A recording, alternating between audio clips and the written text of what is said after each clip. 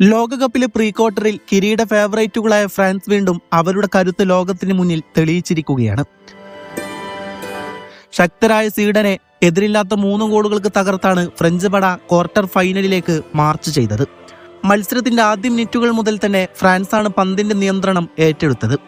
Mbappe, Barcola, Olise എന്നിവർ ചേർന്ന് സ്വീഡന്റെ പ്രതിരോധത്തിന് നിരന്തരം തലവേദന സൃഷ്ടിച്ചു. മറുവശത്ത് ഇസാക്കിനെയും യോക്രസിനെയും മുന്നിൽ നിർത്തി സ്വീഡൻ കൗണ്ടർ അറ്റാക്കിലൂടെ തിരിച്ചടിക്കാൻ ശ്രമിച്ചെങ്കിലും ഉപമെക്കാനോയും സാലിബയും നയിച്ച ഫ്രാൻസിന്റെ പ്രതിരോധം ഒരവസരവും നൽകിയില്ലായിരുന്നു. ആദ്യ പകുതി അവസാനിക്കാൻ തൊട്ടുമുമ്പ് 45-ാം മിനിറ്റിൽ കിലിയൻ എംബാപ്പെ ഫ്രാൻസിന്റെ ആദ്യ ഗോൾ നേടി. ഒലിസയുടെ മികച്ച നീക്കത്തിന് ശേഷം ലഭിച്ച അവസരം എംബാപ്പെ കൃത്യമായി വലയിലെത്തിച്ചതോടെ ഫ്രാൻസ് ആത്മവിശ്വാസത്തോടെ ഇടവേളക്ക് പോയി. രണ്ടാം പകുതിയിൽ സ്വീഡൻ തിരിച്ചുവരാൻ ശ്രമിച്ചെങ്കിലും 53-ാം മിനിറ്റിൽ ബ്രാഡ്ലി ബാർക്കോള നേടിയ ഗോൾ മത്സരത്തിന്റെ ഗതി തന്നെ മാറ്റി. 2 ഗോളിന് പിന്നിലായതോടെ സ്വീഡൻ കൂടുതൽ മുന്നിലേക്ക് കയറിയെങ്കിലും അതിന്റെ ഇടവഴികൾ ഫ്രാൻസ് നന്നായി ഉപയോഗിച്ചു. അതിനുശേഷം കളിയുടെ പൂർണ്ണ നിയന്ത്രണവും ഫ്രാൻസിനായിരുന്നു. മധ്യനിരയിൽ റാബിയോട്ടും ചൗമേനിയോയും കളി നിയന്ത്രിച്ചപ്പോൾ ഒലിസെ തുടർച്ചയായി അവസരങ്ങൾ സൃഷ്ടിച്ചു. ഒടുവിൽ 74-ാം മിനിറ്റിൽ വീണ്ടും കിലിയൻ എംബാപ്പെ ഗോൾ നേടി ഇരട്ട ഗോളും ഫ്രാൻസിന്റെ 3-ാം ഗോളും സ്വന്തമാക്കി.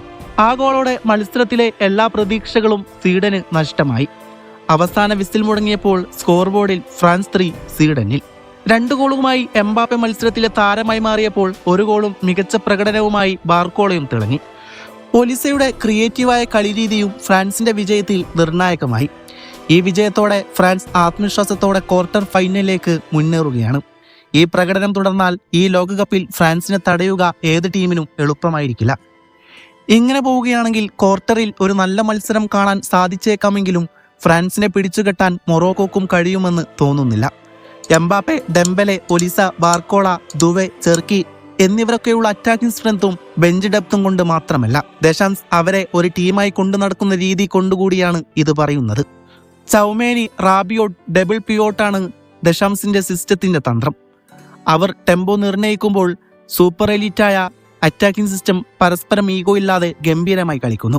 സ്വീഡനെതിരെ എംബാപ്പയ്ക്ക് ഡെംബൽ നൽകിയ അസിസ്റ്റാണ് ഉദാഹരണം. ബോക്സ് അറ്റാക്ക് ചെയ്യുന്നതും പോസ്റ്റിലേക്ക് പന്ത് തൊടുക്കുന്നതും എങ്ങനെയെന്ന് ഫ്രാൻസ് ഡിസ്പ്ലേ ചെയ്യുകയാണ്. ഈ ടീമിൽ ഏറ്റവും എടുത്തു പറയേണ്ട ഒരു താരമാണ് കിലിയൻ എംബാപ്പെ.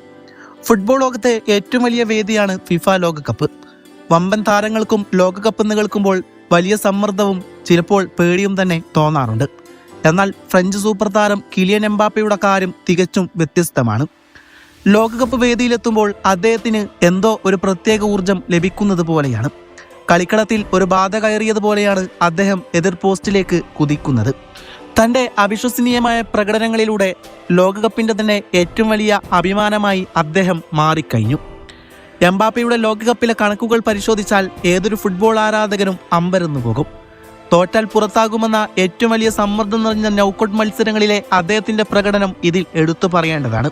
ലോകകപ്പ് നൗക്കൌട്ടുകളിൽ ഏറ്റവും കൂടുതൽ ഗോളുകൾ നേടിയ റെക്കോർഡുകളിൽ അദ്ദേഹം ഇതിനോടകം തന്നെ തന്റെ പേരെഴുതി ചേർത്തു. വെറും 9 നൗക്കൌട്ട് മത്സരങ്ങളിൽ നിന്നുമായി 10 ഗോളുകളാണ് എംബാപ്പെ അടിച്ചുകൂട്ടിയിട്ടുള്ളത്. വലിയ വേദികളിലും നിർണായക ഘട്ടങ്ങളിലും ഈ താരം എത്രത്തോളം അപകടകാരിയാണെന്നത് ഈ ഒരൊറ്റ കണക്കിൽ നിന്ന് വ്യക്തമാണ്. നൗക്കൌട്ടുകൾക്ക് പുറമെ അദ്ദേഹത്തിന്റെ മൊത്തത്തിലുള്ള ലോകകപ്പ് കരിയർ പരിശോധിച്ചാലും ഈ അത്ഭുതം തുടരുന്നത് കാണാം. ലോകകപ്പ് വേദിയിൽ ഇതുവരെ കളിച്ച വെറും 18 മത്സരങ്ങളിൽ നിന്ന് കൃത്യം 18 ഗോളുകൾ നേടാൻ അദ്ദേഹത്തിന് സാധിച്ചിട്ടുണ്ട്. അതായത് കളിച്ച ഓരോ കളിയിലും ശരാശരി 1 ഗോൾ വീതം. ലോകകപ്പ് പോലൊരു വലിയ ടൂർണമെന്റിൽ ലോകോത്തര പ്രതിരോധ നിരകളെ മറികടന്ന് ഇത്രയും മികച്ച ഗോൾ ശരാശരി നിലനിർത്തുക എന്നത് ഫുട്ബോൾ ലോകത്ത് അത്യപൂർവമായ ഒരു നേട്ടമാണ്. അക്ഷരാർത്ഥത്തിൽ ലോകകപ്പ് വേദികളിലെ ഏറ്റവും വലിയ വിസ്മയമായി കിലിയൻ എംബാപ്പെ നിറഞ്ഞു നിൽക്കുകയാണ്.